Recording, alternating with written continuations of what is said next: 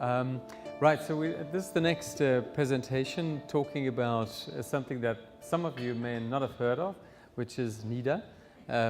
So NEDA stands for No Evidence of Disease Activity, and I'll come back to that in the course of this. I thought I'd put my summary at the very beginning so that you have that and you can then leave the room and come back after.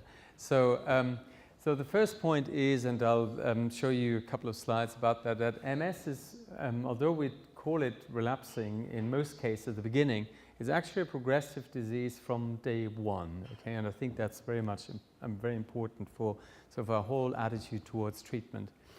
Focal inflammatory demyelination remains of key importance throughout the disease, so from the very beginning to the very end, and that's another important point. NEDA itself is an evolving concept, and it's used for several purposes. I think one of them, and particularly in the UK, I'd say, is a tool to influence treatment attitudes as an outcome in clinical trials and a treatment strategy. And whilst it's dependent on tools and time points when you actually assess patients whether there is evidence or no evidence of disease activity, the long-term goal maps very much on all other algorithms that you would find, which is to slow, stop, or revert MS-related deterioration of neurological function. And the final point that's very much related to the first one is that disease-modifying treatment are only licensed for relapsing MS, with the exception of ocrelizumab, the B-cell depleting compound that David just mentioned, for primary progressive MS, but it's obviously not licensed for, so approved by NICE as yet. Who knows whether it happens.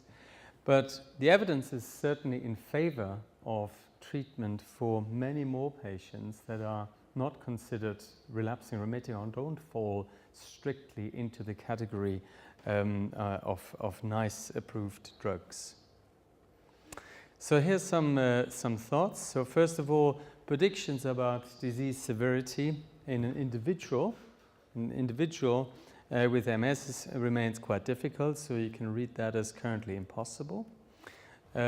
Decisions concerning an individual with MS are therefore based on interpretation of group level data, as in trials, your clinical experience, and of course the views, and we were talking about Dr. Google earlier, the views of patients and their families.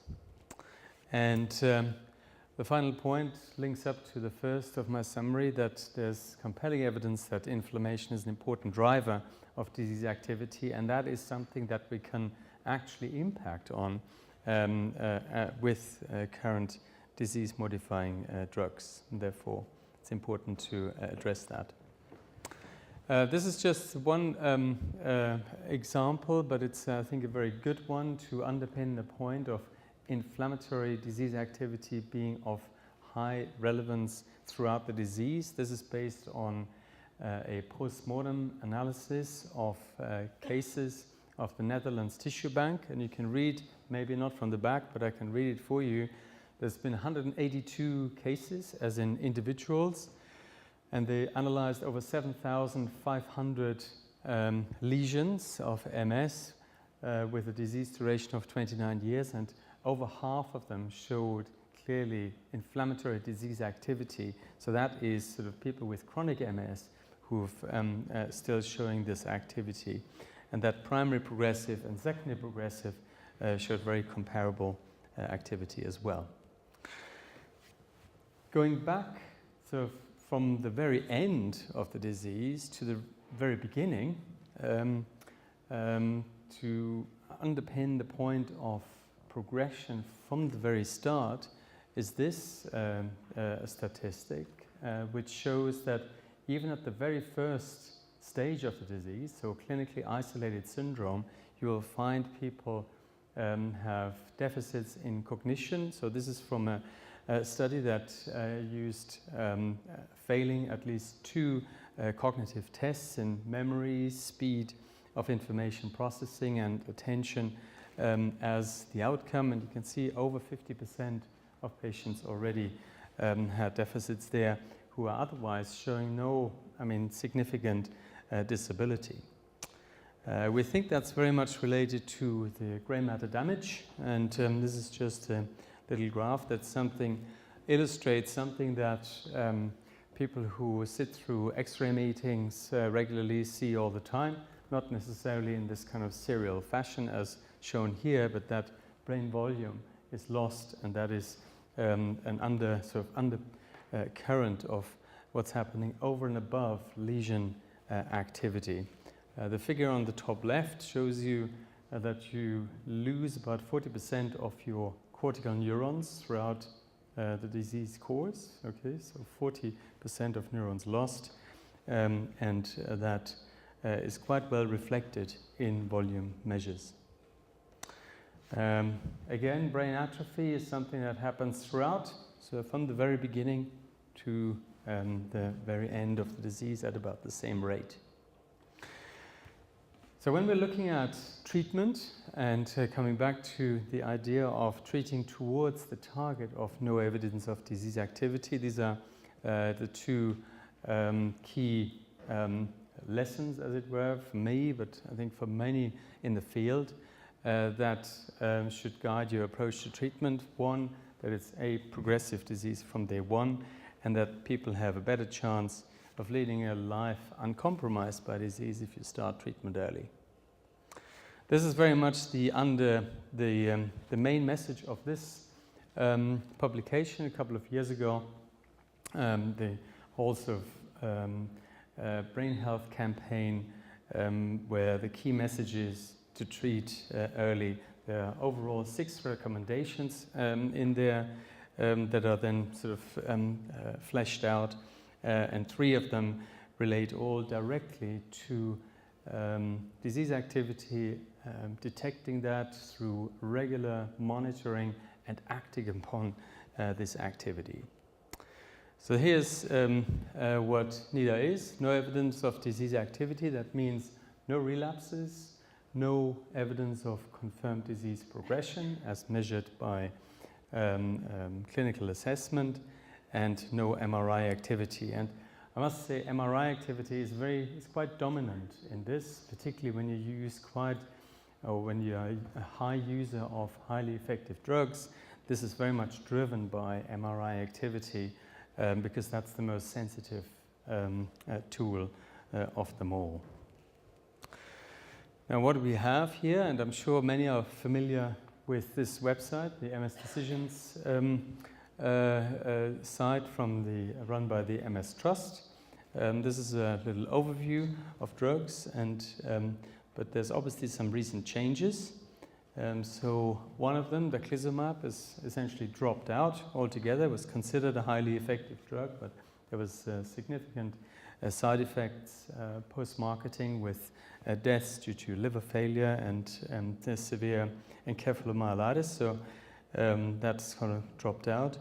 And more recently, the NICE has considered some of the older drugs in this armamentarium, as it were, potentially not cost effective. So there's a lot of discussion still going on whether Avonex, Rebif, Plegridy, Betaferon, names that are probably familiar to some of you at least, will feature in the future in terms of treatment.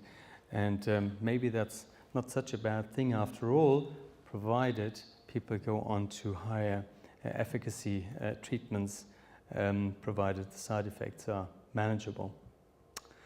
There's 2 new players on the block. So on the left upper, so that's Mavenclad, which is oral cladribine, and Ocrevus, ocrelizumab, which has just been kicked back by NICE, but eventually I expect will be approved, at least for relapsing disease.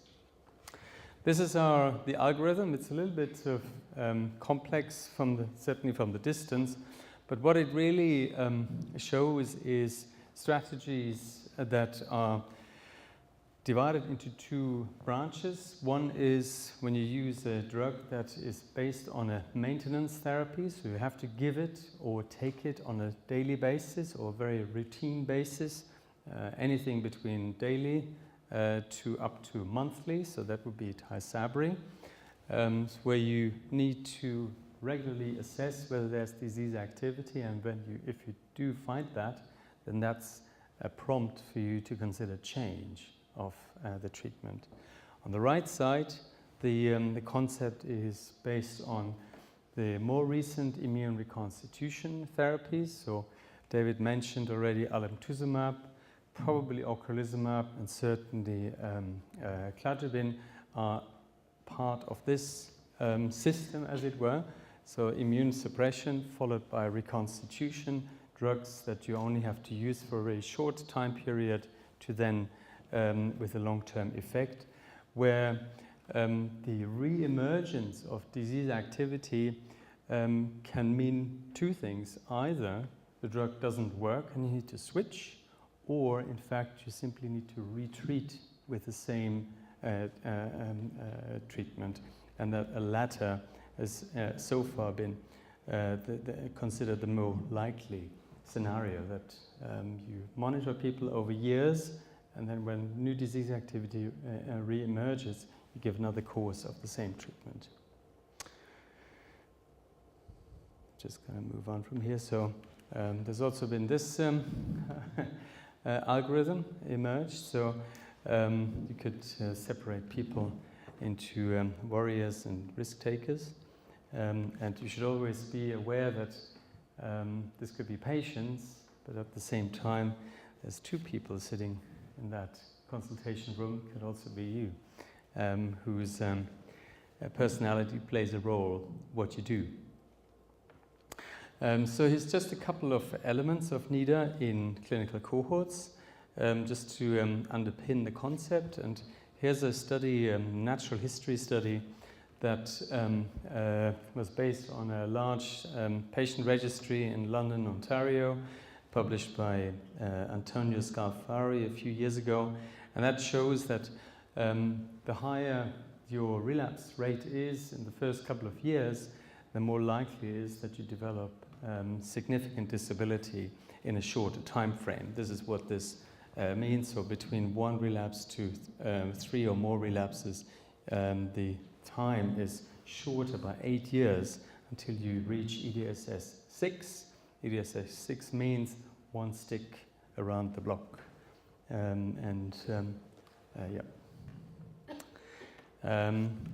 I'd also like to remind that there's no such thing as a mild relapse. This is a quote from Michael Hutchinson from Dublin, who says there's no such thing as a mild relapse. It's an Anglo-Saxon delusion. And obviously that plays very much to the point that only those relapses that hit nerve fibers that have a direct effect on function that is easy to assess in clinic because of weakness or reflexes that have changed, etc. But there's many other functions that we don't assess properly in clinic as a standard. Notably cognition, that can be affected without sort of major other signs. Okay, so we shouldn't ignore even if it's a mild relapse. The other element, MRI, is obviously of major importance. As I said, MRI is much more sensitive, generally speaking, than relapses. And I would say, since we've started treating according to this concept of NEDA, this is very much the driver for our therapeutic changes and decisions that we're doing now in clinical practice. We simply don't see so many substantial relapses anymore. This is one piece of evidence on which this is based. So this is a study which was done 15 years after the original study of interferons. Once weekly Avonex interferon was completed. So this was a placebo-controlled trial. And 15 years later, patients were recalled and then segmented into these four groups according to their disability. And then they looked retrospectively who had disease activity on their scan despite being on treatment. And you can see here, if you had a gadolinium enhancing lesion whilst on treatment, you were 9 times more likely to end up in the highest disability group than if you didn't. Okay, so quite a robust piece of evidence underpinning the use of NEDA. This is, I might just skip over this because ever since this has become quite a common tool, most of the drugs are now not only showing the effect on relapse frequency, on MRI lesion load, on disability, but also on this compound or combined measure of NEDA. This is just the 5-year follow-up of the alemtuzumab cohort. Year on year, it's about 60%, and that's pretty good. Okay, so 60% of patients who have no disease activity at all. It also works for B-cell treatments. So this is the ocrelizumab study, 47% here.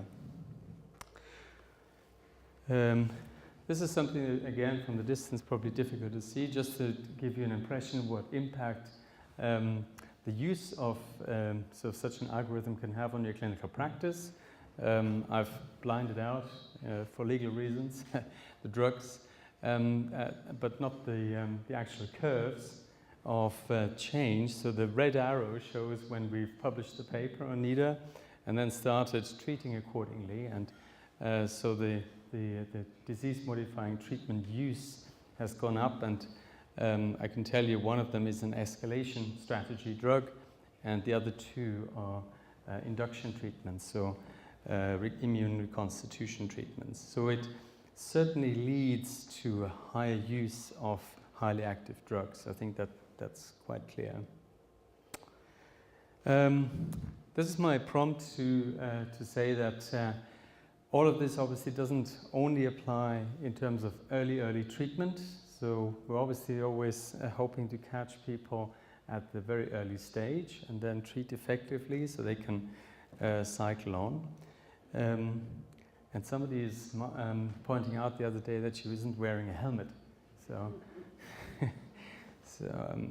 because obviously happiness can also look like this, okay? And many people are either wheelchair dependent or will get to that point, and this is very much the driver of our recent Think Hand campaign, so focusing on upper limb function and not giving up on patients just because they're not able to walk anymore.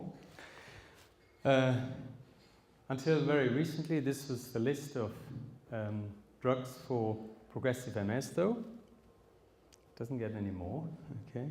So, and I'm just going to give you an impression of that treatment can actually be effective certainly on a case base in somebody with more progressive disease. So this is an Afro-Caribbean woman who's now 39 with primary progressive MS. So primary progressive MS is a disease course that many have considered sort of relatively low in terms of inflammatory activity anyway. But this was a treatment trial with fingolimod, so a drug that is licensed for relapsing MS in 2011. At that point, she had an EDSS of 5.5. And for those in the field, they're obviously aware, but many of you won't know, that fingolimod, the trial, which is a large trial, was negative. Okay, so this was a placebo-controlled trial. These curves, in terms of disability, they don't separate properly, so the trial was stopped, including the extension study. The manufacturer, Novartis, didn't apply for a license, and what usually happens then is that you stop the trial and people are left to their own devices, particularly in the situation of progressive MS where no alternative treatments are available as yet. And this is what happened to Tanvir. So on the left is her EDSSs, and then about 4 months after she was taken off the drug, her EDSS jumped from 6.5, so she had slightly deteriorated, but that from 6.5 to 8.